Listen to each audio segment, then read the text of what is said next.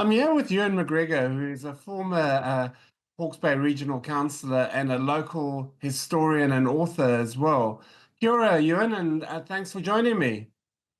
Okay, how you going there? Pleased to be here. Nice to see you again as well, Ewan. So now the reason we're talking to you is that you've just written a book on whakatū freezing works. Can you tell me why you decided to write this book? Well, I'd been actually thinking about writing the history of the Hawke's Bay meat industry, that is the export industry, and I didn't let any image or any bit of information slip past. I put it onto a file. But then 3 years ago, I had three people approach me, the last two long-serving directors that are surviving from Whakatū, from the Hawke's Bay Farmers Meat Company, and one of the last quite long-serving company secretaries, whose idea it was. They came to me and they said, would you like to write a history on this great company and this great freezing works? And of course, I naturally jumped at it. So here we are. We got into it, and it took a bit longer than I thought, but finally it's come off the press. So what was the message you were trying to get across in writing this book? I'm sorry? What was the message you were trying to get across in writing this book? What am I trying to get across? Well, for a start, it's a good story. The Hawke's Bay meat industry, export industry, was huge in its day. It gave so much prosperity to this province. There's no two ways about that. And it had a heyday. It's passed on from that. So I just felt this is a story that had to be told, really, just to fill a gap in the history of this region. Who did you interview? Well, I did quite a lot of interviewing, but it's 38 years since the works closed, which meant that all the key players no longer were with us. But I talked to those that had supplied it and had worked there and were part of the permanent staff. And I had the benefit of previous historic work. There was a very comprehensive thesis done in 1956 on the early stages of the plant and of the meat industry in Hawke's Bay. A company secretary did a comprehensive history of the decades, the 40s, 50s and 60s. And I had the file of the last main chairman, Michael Groom. His son gave me all his material. So I had plenty to work on, plus my own experience as a farmer. I wasn't a client of Whakatū, rather I was a Timona client, but I made a point of covering aspects of the industry that weren't just specific to Whakatū, although the history predominantly is of that company. Now describe the societal effects or impacts that the closure of whakatū had on the region. Well, it was a bombshell, of course, because the company was working, the works was working pretty well. And the closure came out of the blue, and it was a great shock. 2,000 people suddenly didn't have a job. But it also came at a difficult time. The last 15 years of the last century were difficult for Hawke's Bay, and particularly for Hastings. Timona closed 8 years later.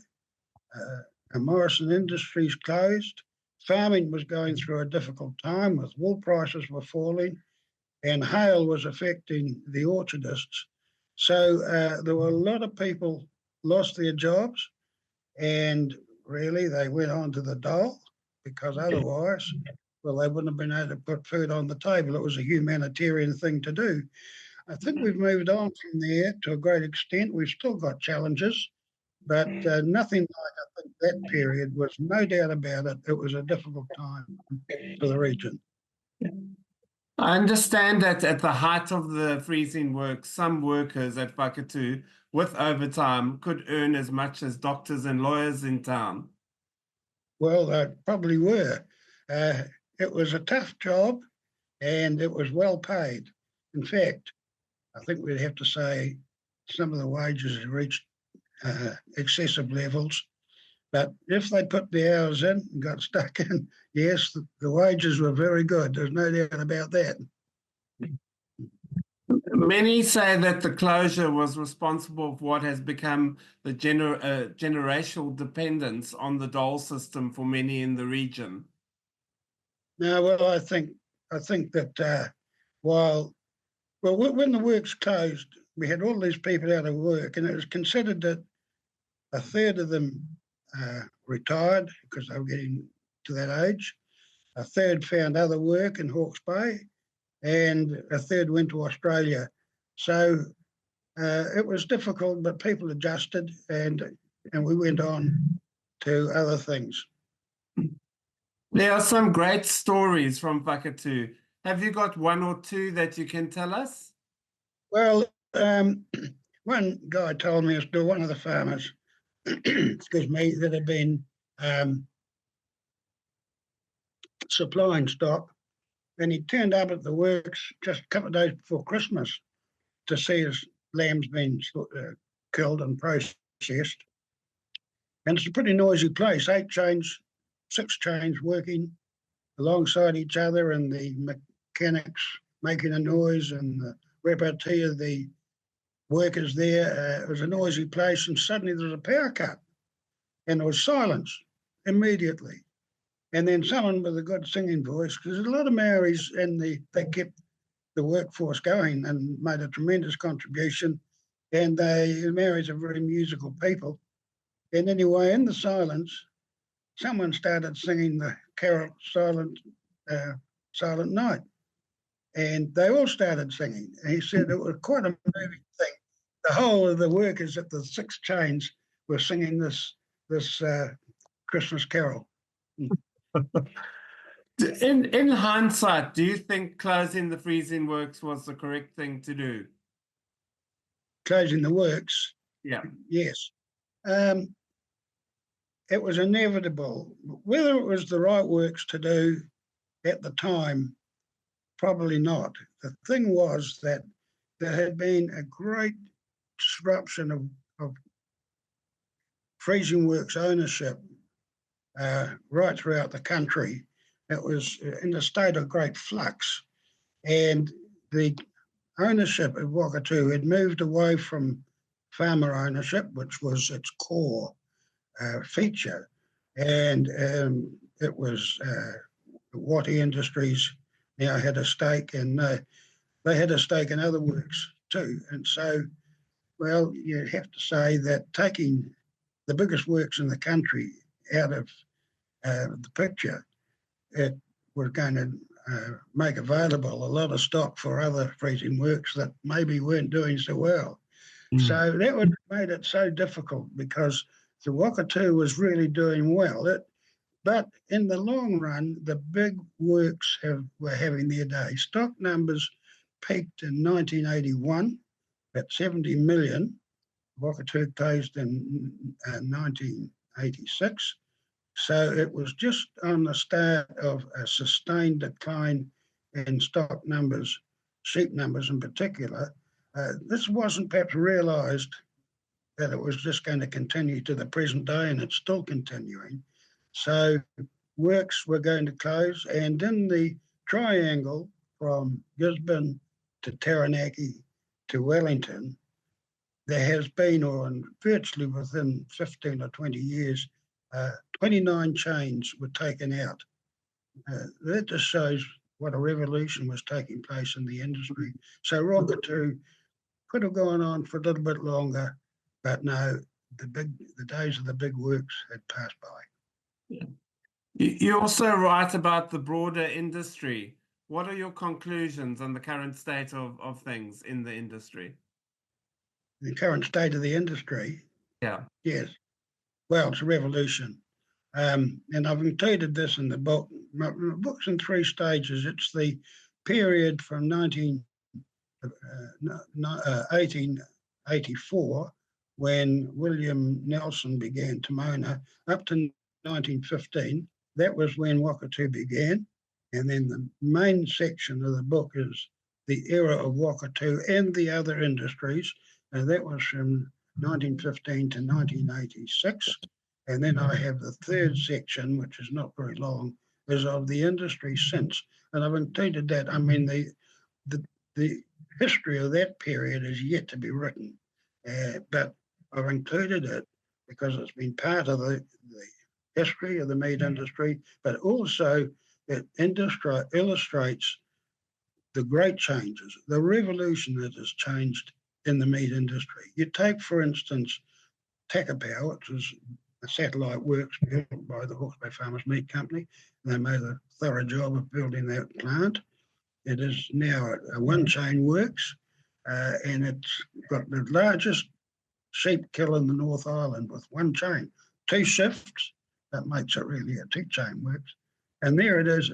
Why it is one small, relatively small works putting through the biggest throughput in the North Island and the second biggest in New Zealand?